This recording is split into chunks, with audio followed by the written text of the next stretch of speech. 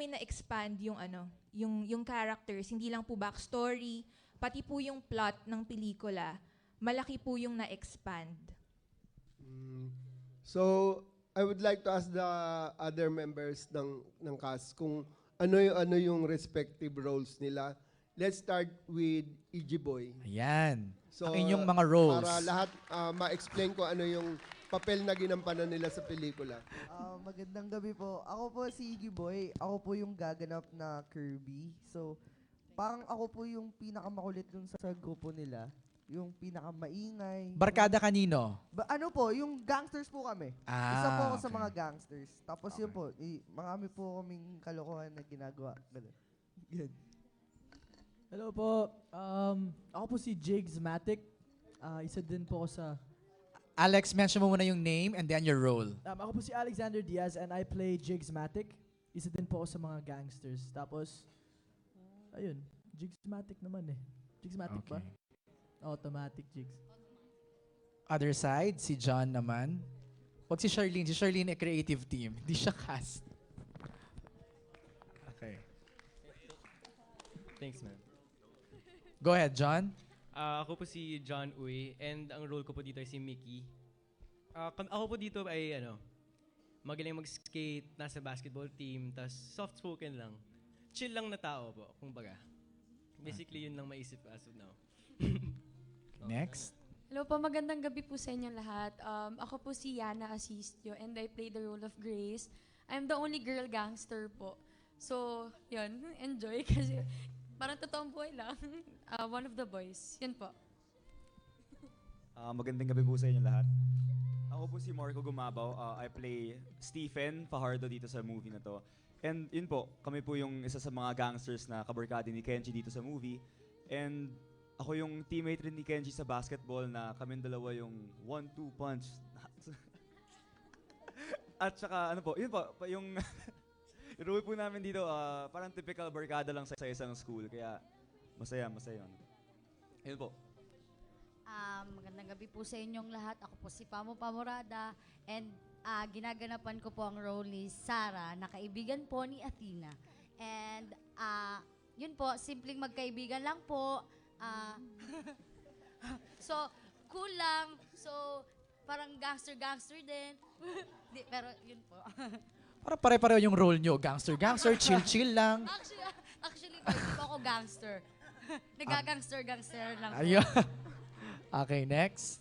Magandang gabi po sa inyong lahat. Ako po si Khalil Ramos. Ako po dito si Lucas. Ako po yung magkukos ng, parang ako yung love triangle, kumbaga. And, yeah, kaming apat. Ako yung boyfriend ni Abigail. Okay. Hi po, good evening. Good evening po. Ako po si Athena Abigail Tizon. Ako po yung ex-girlfriend ni Kenji. Ako po dito yung parang girl crush, ganyan, sa campus. Simple lang po akong girl. Tinatry po ni Kenji na magbalikan kami doon sa kwento.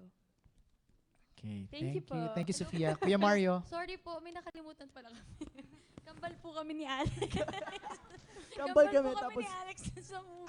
Kambal kayo sa Si movie. Boy, si Grace, si Yana, yun. Apo, Kambal. yun lang po, na-share Yun lang lang namin. po. Okay. Manay? Yung nakailang chapter ito,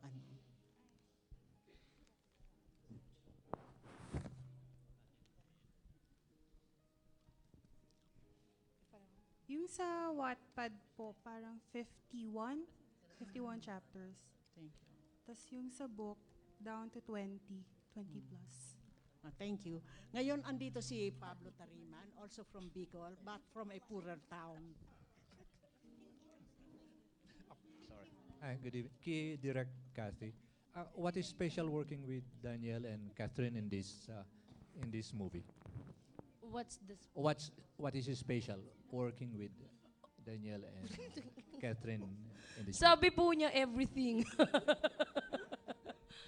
What's special about them in this film? special working with them? What's special working with them? siya po ang aking aktol, ako po ang kanyang direktol. So magtol po. Ito po ang aking Mars, si Catherine. Whatever relationship po na nabuo namin sa G2B, it really got better. I got to know them better. Halos araw-araw kami magkasama. Mas nakilala ko sila kung paano sila hinahandle para mas maging mababait na bata. Parang bumata po ako. Para makasabay po ako sa kanila. And I had to mature a little para makasabay sa akin. So it was a combination. No? We had to meet halfway para magkaintindihan po kami. Kasi po minsan si Daniel hindi po naiintindihan yan. Pero ako po, natuwa po talaga ako. I am very, very proud of these two. Hindi ko naman sasabihin I've seen them grow. But I've seen the beginning of that growth. And yung professionalism na gusto ko sanang magkaroon sila, ay grabe. Lumevel up ng bongga. And I am so happy and proud na parang pwede ko na silang ipalapa sa Leon and they can take care of themselves. Yeah, thank you. Another question. How would you compare yung generation ng young stars na ito compared to dun sa older generation na hinawakan mo sa pelikula? Naku, medyo iba po. Para kung may mga babies. I consider them my babies. Actually, si Daniel ang bagong bunso ko. Kung ang panganay ko is si Mongoloid na anak daw, sabi ni Catherine. Ang panganay ko po is si Lloydie. Siya po ang aking bunso. Sila ni Catherine. Adopted po daw itong mga to. Parami na po ng parami ang angkan ko. Asawa na lang kulang. Just!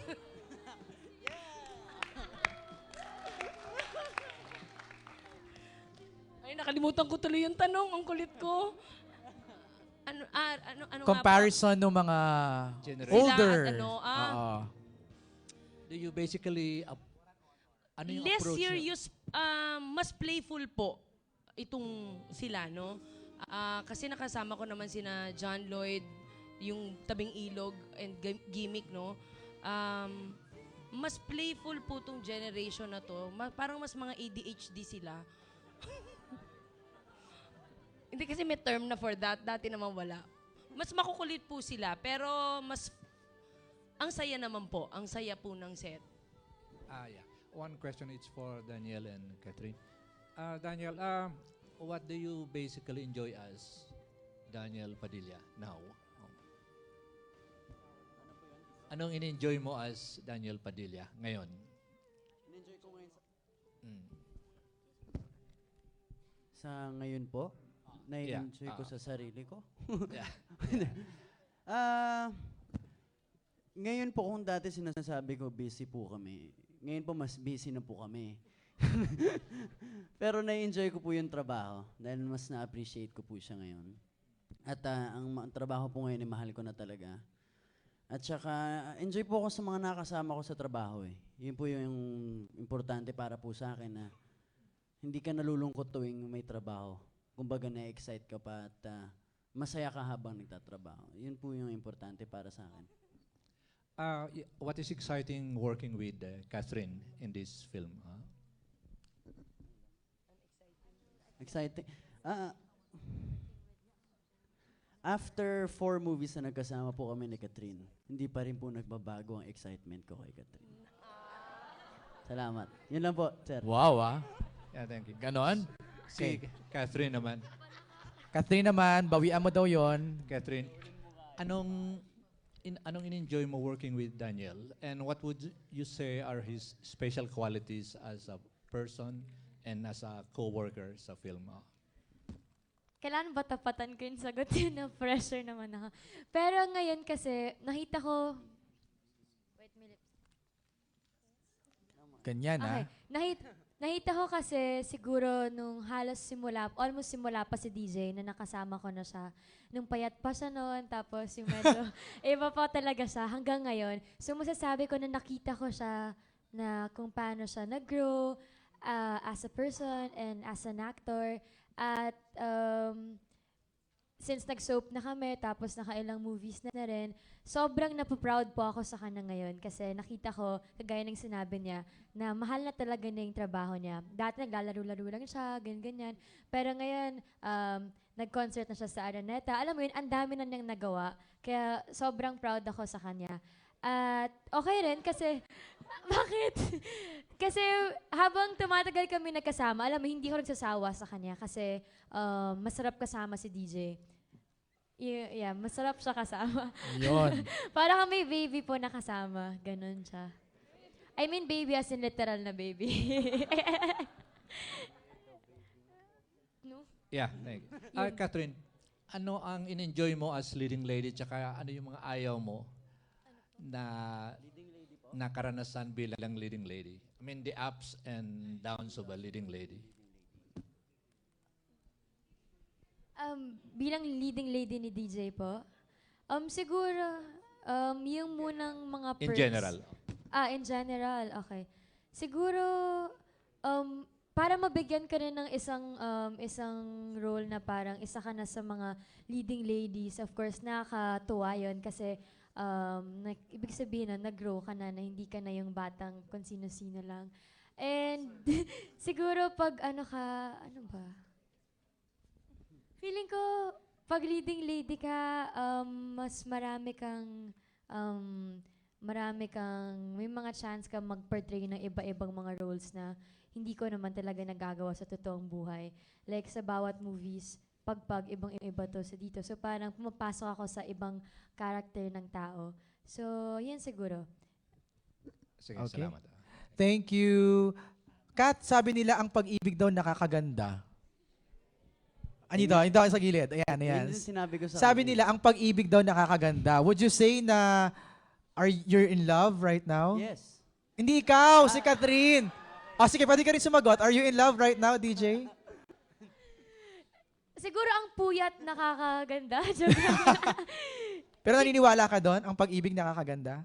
Feeling ko pag may pag masaya ka, feeling ko Yes or no lang, ang pag-ibig nakakaganda? in general, yes, siguro. Yes.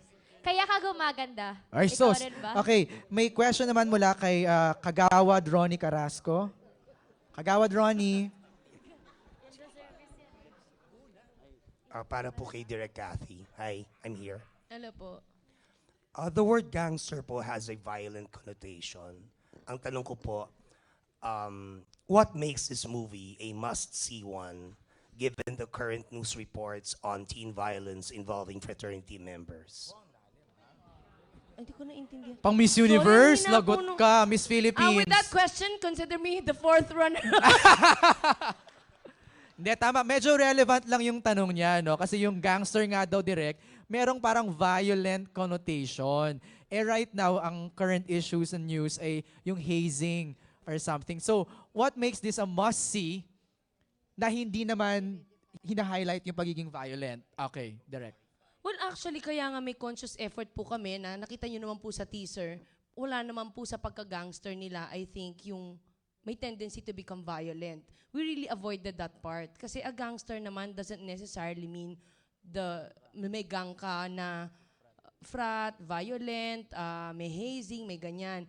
Gangster, kanya-kanyang interpretasyon Attitude, kasi parang yun attitude Opo, lang parang ganon And diba? even in the book po, wala pong ganong connotation na binigay sa gangster na ito parang into frat or anything. So, we had to be careful kasi alam naman natin yung responsibilidad natin sa mga manonood, especially ang audience ng mga batang itong dalawa, from 3 years old talaga pataas. So, paano ko naman namin sila bibigyan ng isang role na medyo aayawan or katatakutan? So, we had to be careful and we were careful. From the book to the movie to, the actors, we were very careful in interpreting what a gangster is. Okay.